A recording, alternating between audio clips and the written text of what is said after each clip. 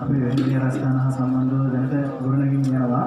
ඉතින් මේකේ අතීතයේත් එක බලපුවම අපි රාවණ රජතුමා කාලව කොමත් එක්ක කොටස් 8කට බෙදලා අංගම් ඊට පස්සේ මායාංගම් ඊට පස්සේ විලංගම් කියන තුන් කොටසම අපිට එකට එක තිබ්බ එකක් රාවණ රජතුමාගෙන් පස්සේ කොටස් 8කට බෙදෙනවා. ඒකල දිවයිනේ විවිධ ප්‍රදේශවල පොරදුරාංගම් ඊට පස්සේ යටිනුවරාංගම් උපපරණයමංගම් ඊට පස්සේ හිටිකල විසුද්ධි හරක ශිල්පය කියන වෙනම අංගම් කොටස් අපිට වෙන වෙන වශයෙන් මේවලා දැනට දිවයිනේ විවිධ ප්‍රදේශවල අංගම් ශිල්පීන් විවිධ ඒ කියන්නේ ශ්‍රේෂ්ඨ අටෙන්ම දැන් අපි බලාපොරොත්තු වෙන මේ අට කොටසම එක තැනකට අරගෙන ඉවරලා එක අරමුණක් ඇතුව අපේ සිංහල බෞද්ධයාගේ තියෙන මානසික සුවය එක්කම ළමයි පන්සලේ මේ දුරස් වෙලා තියෙන දුරස්භාවය නැවතවත් එක තැනකට ගෙනල්ලා ඉවරලා අපේ තියෙන සිංහල බෞද්ධයාගේ තියෙන ඥාන ශක්තිය, දාන ශක්තිය, කාය ශක්තිය, පෞල් සංස්කාර කියන එක අපේ නම කියන එක නැවතවත් එකතු කරන්න බලාපොරොත්තු වෙනවා. පෙරදසත් එක බලනකොට වලගම්බාර ඒතමසත් එක බලනකොට පන්සල් 1464ක වලගම්බාර ඒතම උඩින් ගිහිල්ලා නෙවෙයි මේ අංග ශිල්පය අපේ හෙළයන්ට පුරුදු කරේ. ආශ්‍රාපිට යන්න පුළුවන් විදිහට උමම් මාර්ග හදලා ඉවරලා ලංකාවේ තියෙන පන්සල් 1464ක ගිහිල්ලා තමයි අංග ශිල්පය පුරුදු කරලා ඉවරලා ඒ නායකකර වංශයෙන් කට බේරගත්තේ. ඒත් එක්කම බලනකොට දැනට විවිධ ප්‍රදේශවල අපිට දකින්න ලැබෙන ලොකුම අඩුපාඩුවක් තමයි අපි හඳුන්වන්නේ. අපි හැමතැනම යන අවස්ථාවල අපි දකින්නේ අපේ සිංහල තරුණ පිරිස් එක්කෝ හන්දියක් ගානේ එක්කෝ කල්ලි ගෑලා නැත්නම් ෆෝන් එකට ඇදේ වෙලා ලොකු ප්‍රශ්න ගොඩකට පැටලෙලා ජීවිතේ මොකක්ද කියලා දන්නේ නැතුව ඉන්න එක. ඉතින් අපි දැන් මොරගාල දිස්ත්‍රික්කයේ ඊට පස්සේ දැනට 164ක් පන්සල් වල අපි පූර්ණ පවත්වගෙන යනවා. ශ්‍රීටිකල් විසුද්ධි හරක ශිල්පය නමින් මගේ ගුරුනාංශේ ශ්‍රීටිකල් සුමේත දුතුමා මගේ ගුරුවරයා වශයෙන් පොදාකර ගුරුතුමා තමයි ඉන්නේ. ඉතින් ඒත් එක්කම මම මගේ උපතිය මම හෙළවෙදකම කරන්නේ පාරම්පරික හෙළවෙදකම හෙළවෙදකම කරන්නේ. අපි බලාපොරොත්තු වෙන්නේ මේ පළාතේ තියෙන අපේ වෙහෙර විහාරස්ථානවල මානසික දැනුමෙන් ඒ කියන්නේ දැන් අපේ පරම්පරා හැම අවස්ථාවකම පෞද්ගලික කාලේ බලනකොට අවුරුදු 37කට වතාවක් ලංකා යුද්ධයක් පැවතිලා තියෙනවා. ඒ හැම වතාවකම අපේ යක්ෂ නාග රාක්ෂස දේව කියන මේ හෙළයන්ගෙන් ආපු ජනශක්තියෙන් හෙවි සිංහල ජාතික ආලය කරන අපේ පිරිස එකට එකතු වෙලා තමයි මේ රට රැක්කේ. එතන අපේ නායකත්වය දීලා තියෙන අපේ හාමුදුරන් වහන්සේලා ඒ தත්ත්වය නැවත අපි ඇති කරන්න ඕන. ඒ தත්ත්වය නැවත ඇති කරලා ඉවරලා මේ තියෙන දේ අපිට දැනට තියෙන தත්ත්වෙත් එක්ක අපිට දැන් කළු වරන් ගිහලා සටන් කරන්න පුළුවන් කාලයක් නෙවෙයි. දුම වරන් ගිහලා විඳින්න පුළුවන් කාලයක්. නමුත් අපි මොලේ කල්පනා කරලා අපේ මිනිස්සුන්ගේ අපේ හෙළයන්ගේ ගුණධර්ම වැඩි කරලා ඉවරලා අපි මොලෙන් මේ දේ කරන්න ඕන කාලයක් මේ ඇවිල්ලා තියෙන්නේ. අපිට මේ දේවල් පාවිච්චි කරන්න බැරුව නෙවෙයි. නමුත් මේ දේවල් අපි පාවිච්චි කරනවා.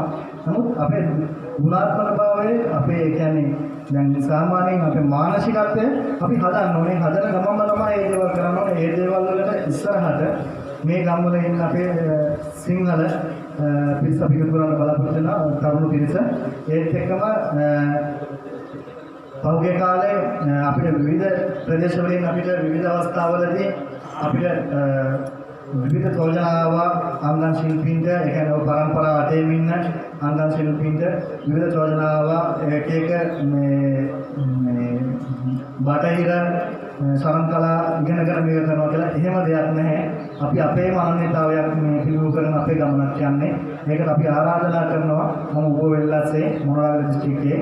ඉතින් අපි බලන්නේ මේ දේ නැවත වතාවක් ඇති කරලා අපේ තියෙන මේ අපේකම කියන එක රැකගන්න මොනම ආකාරයකින් අපි දුරස් වෙලා ඉන්නවා නම් ඒ කියන්නේ දැන් අපි අර ගොඩපවල රත්තරන් කියලා වගේ එක පැත්තකට අපි ඇවිල්ලා ඉන්නවානේ.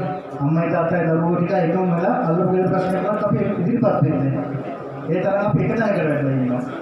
ඉතින් ඒ දේ නොවේ මොනම ආකාරයක පන්සලේ මොහාරි කටයුත්තක් තියෙනවා නම් දානමාන කටයුතු කරන අල්ලපු දෙයක් කරන අපි එකට එකතු වෙලා මොකක් හරි ගමනක් යන්න අපි එකතු වෙමු. ඒ දේ තමයි පරිදයක් වශයෙන් දෙන්නේ.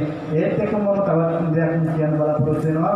අපේ හඳුනනාංශයේ අපේ න්‍යාය පත්‍රය කියනකොට උන්වහන්සේ කිව්වා මේ ඔසුයන් තිබ්බා කියලා. ඇත්තටම අපි ඔසුයන් තිබ්බා. ඒ ඔසුයන් තිබ්බේ හැම පන්සලකම තිබ්බා. ඉතින් ඒ ඔසුයන් අපි නිර්මාණය නැවතව තව පටන් ගන්න තියෙන උග පළාතේ අපි ගොඩක් ඔසුයන් නිර්මාණය කරලා තියෙනවා. ඒ වගේම ගමනාතර කරගෙන යනවා. ඉතින් ඔය කට්ටියට මොන හරි උමනාවක් තියෙන ඔය කට්ටිය ප්‍රදේශවල තියෙන පන්සල් වල ඖෂධ පැල මම රුමිල දෙනවා. ඔය කට්ටියට ඒ වැඩසටහන ලැහැත්ති කරන්න පුළුවන් නම් අවශ්‍ය පන්සලට අවශ්‍ය ඖෂධ පැල මම රුමිල දෙනවා. රෝපණය කළා එක බලා ගන්න පුළුවන්. ඒ දේ කරන්න පුළුවන්.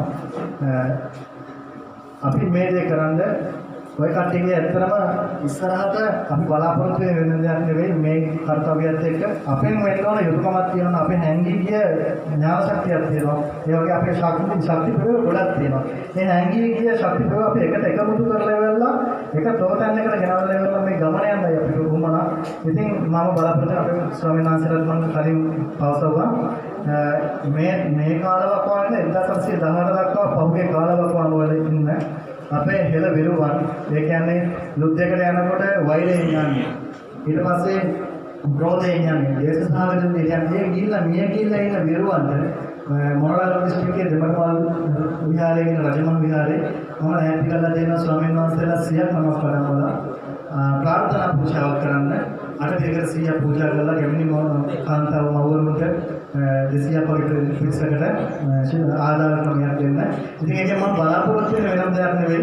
මේ කාලේ ඉඳන් 1818 ඒ කැරල්ලෙන් එහාට අපේ මියගිය මේ විරු සාමාන්‍ය විශ්ව තුල කැරකෙනවා නම් ඒ කට්ටියට මෞර්සත් තුල පිළිසිඳගෙන මේ රටට යමක් කරන්න පුළුවන්කම තියෙන මේ දෝෂසහගත සිතුවිලි සාධනයකට එන්න බැරුව තියෙනවා නම් අපි ප්‍රාර්ථනා පූජාවක් අපි කරන්න බලාපොරොත්තු වෙනවා විහාර මහදේවී ඒ වගේම අනුලා දේවී වගේ නිර්විත කාන්තාවන් තුලින් මෞකසවල් තුල විසිඳගෙන නැවත වතාවක් මේ මහ පොළොවට වෙලා සිංහල ජාතිය සම්බුද්ධ ශාසනය ආරක්ෂා කරන්න අපි ප්‍රාර්ථනා කරන ඔය කටට පුළුවන්කමක් තියෙනවා නම් අපිට සහභාගී වෙන්න ඒකට වෙන මොකද අවශ්‍යතාවයක් නැහැ සහභාගී වීම තමයි අපි බලාපොරොත්තු වෙන්නේ ඒ දේ කරගෙන යන්න සුබ දවසක් ඉදිරියට